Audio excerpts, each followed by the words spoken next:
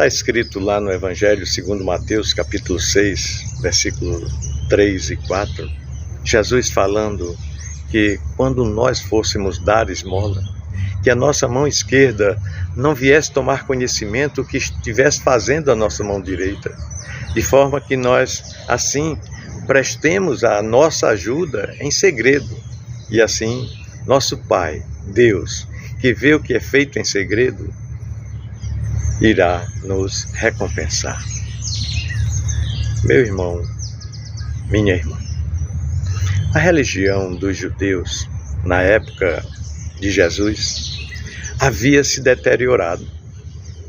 Havia se tornado um palco de cenas que em nada lembravam o Deus que se revelou a Abraão, Isaque e Israel.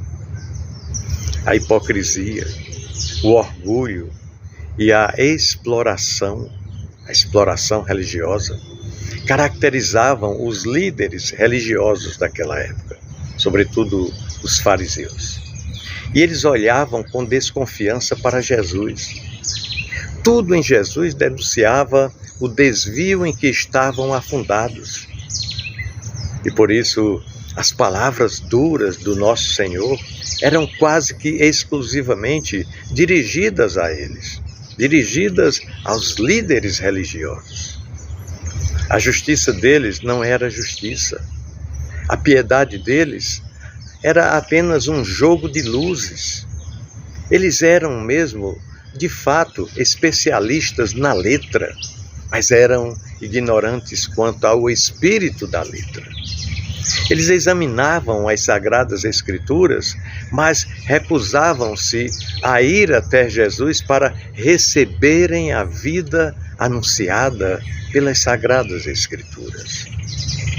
Jesus se torna a voz que restaura os caminhos de Deus, para que as pessoas não se perdessem seguindo os ensinos que eram apenas preceitos e ideologias humanas.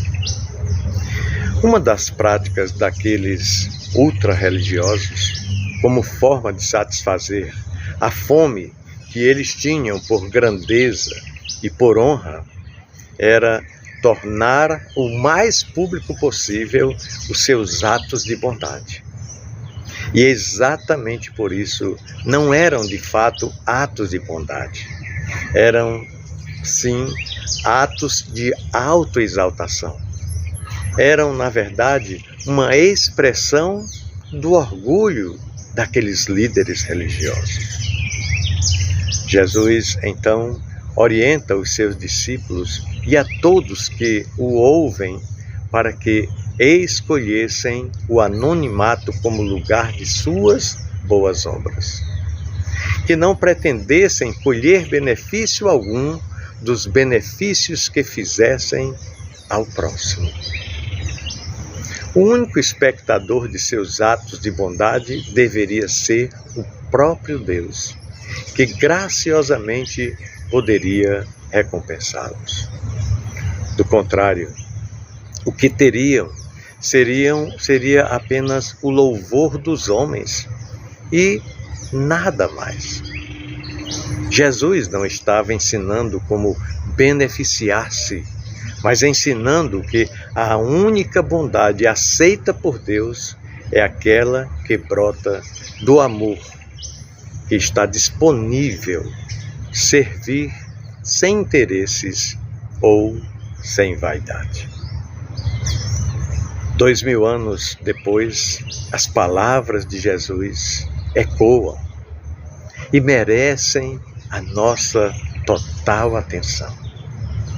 Isso porque os palcos ficaram maiores, as luzes ficaram mais coloridas. Todos nós devemos ter cuidado com o nosso ego, especialmente os líderes e os que servem na liturgia do templo. O nosso talento deve honrar a Deus e não a nós mesmos. Nosso desejo por reconhecimento e retribuição devem ser colocados aos pés da cruz de Cristo. Nós devemos dar um passo atrás, sempre que suspeitarmos que o nosso ego dominou a cena. Nós devemos baixar a cabeça, pedir perdão e clamar por socorro a Deus. Nós não podemos e nem devemos jamais nos orgulharmos ao servirmos e beneficiarmos ao nosso próximo. Isso é uma regra, isso é uma obrigação nossa, isso não é mérito. Por isso, não podemos buscar honra ou pretender sermos citados ou reconhecidos pelos homens, mas oferecer toda a honra a Deus. Negar o nosso ego, o alimento que o tornaria um risco à nossa espiritualidade.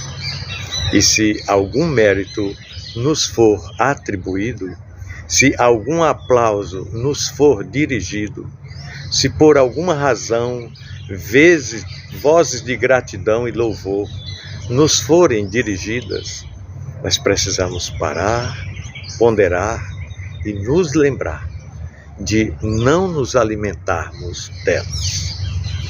Devemos ser gratos, receber tudo com temor, alegrarmos-nos por termos sido úteis e assim, que possível, nos ajoelhar e orar para nos lembrarmos que somos apenas um servo. E então, devemos nos levantar, pegar a bacia e a toalha e voltar ao serviço. Pensemos nisso. Desejo a você e a sua família, meu irmão, minha irmã, um domingo maravilhoso na presença de Deus. Grande abraço.